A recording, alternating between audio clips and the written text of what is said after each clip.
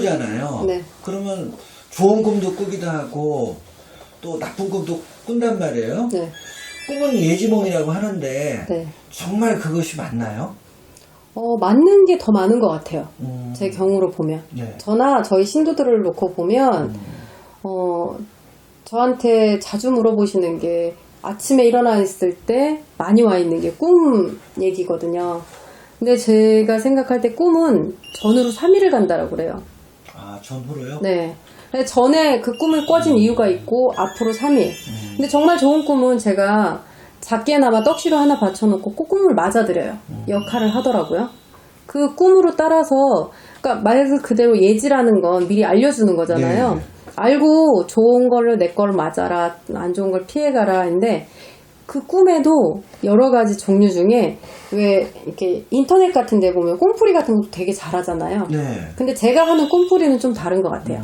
꼭 뭐 돈꿈이 좋다 나쁘다 이런 거가 어떻게 꿔졌느냐에 따라 내용상에도 다르고 네네. 그리고 어떤 인물이 나와서 어떻게 꿈을 꿔갔냐가 제가 풀이하는데 조금씩은 다르거든요. 근데 대체적으로 보면 꿈도 우리가 점을 쳐서 알려주는 뭔가 내용이 있다면 꿈은 아마 조상님께서 아니면 내 몸의 몸주께서 이 친구한테 아니면 어떤 자손한테 뭔가를 막 얘기해주고 싶으신 걸 꿈으로 빗보여 주신다라고 생각을 해요. 그래서 꿈도 현실 가능한 일에 얼만큼 작용을 할까 저는 많이 작용한다고 생각을 해요. 왜냐? 살아서 사모는 백은 과거에도 있고 미래에도 있거든요. 그럼 꿈이라는 건 과거의 많은 일들을 미래로 끌어당겨주는 일이라고 저는 생각을 하거든요. 근데 꿈에도 어떠한 특정 인물이 계속 난 돌아가신 아버지가 꿈에만 나타나면 좋은 일이 생기더라. 그러면 그 아버지는 정말 좋은 역할만 하시는 거예요. 근데 아버지가 나타나면 내가 꼭 돈을 잃어버리거나 싸움이 나더라. 아버지가 나타난 게 아니야.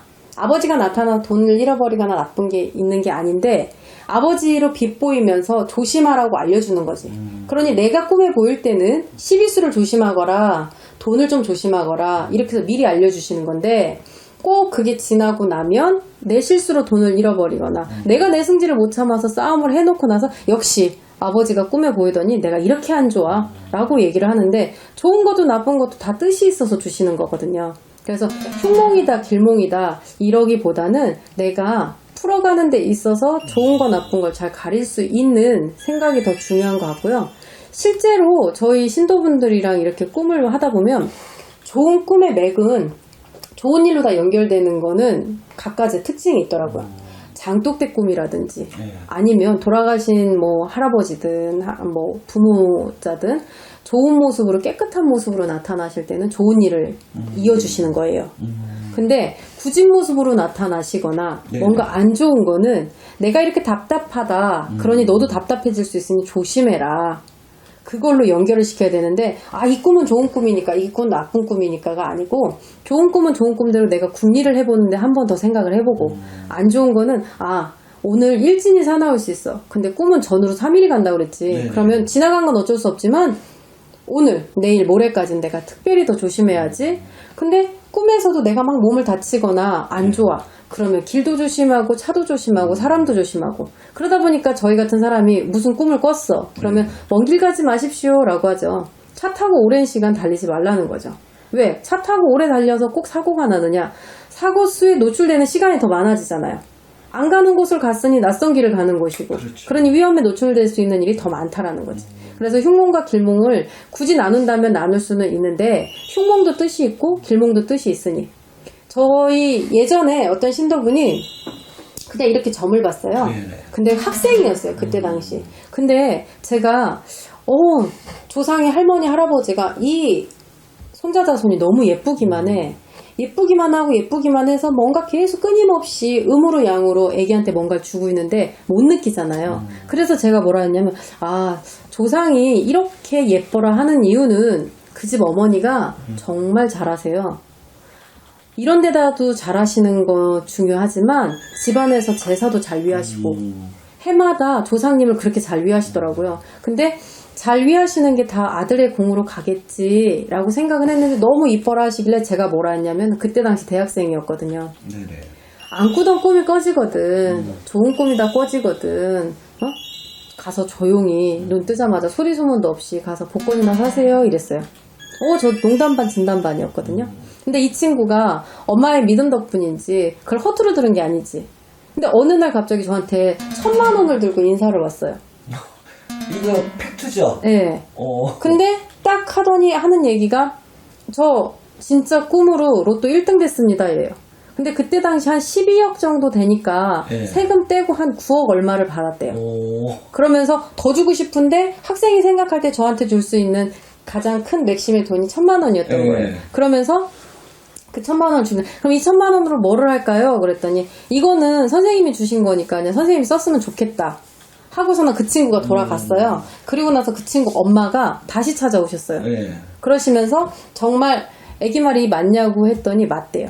그러면서 애한테 꿈을 꾸면 복권을 사라 했다는데 그 무슨 뜻이 있었냐 그러더라고요. 보이는 대로 말씀드렸어요.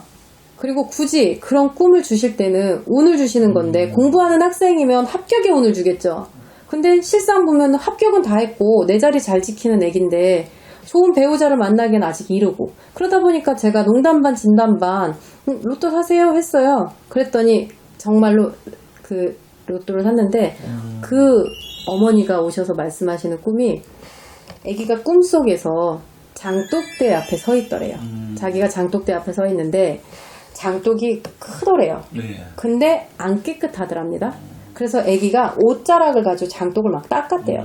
닦고 흙을 털고 하니까 조금밖에 안 했는데 광이 좀 나는 듯 해서 깨끗해졌으니까 이 속에 뭐가 들어있을까 하면서 뚜껑을 열어봤더니 하나는 고추장이 가득 들어있고 또 하나를 열었더니 된장이 가득 들어있고 또 하나 열었더니 간장이 가득 들어있어서 간장까지 보고서는 꿈이 깼대요.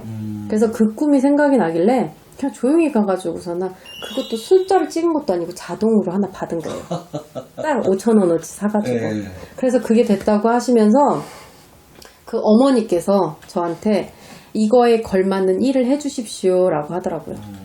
그래서 굳이 그때는 제가 잘 모를 때라서 일을 안 하셔도 될 것 같아요. 왜 일을 할 만한 집이 아니거든요. 그랬더니 어머니가 말씀이라도 감사하게 이 법당을 통해서 우리 애한테 이런 좋은 일이 생겨났으니 저희 조상님께도 감사하지만 이 법당의 신명님께도 감사하니까 그래도 상 한 번은 차려드리고 싶습니다. 그래서 그때 당시 제가 나름 조금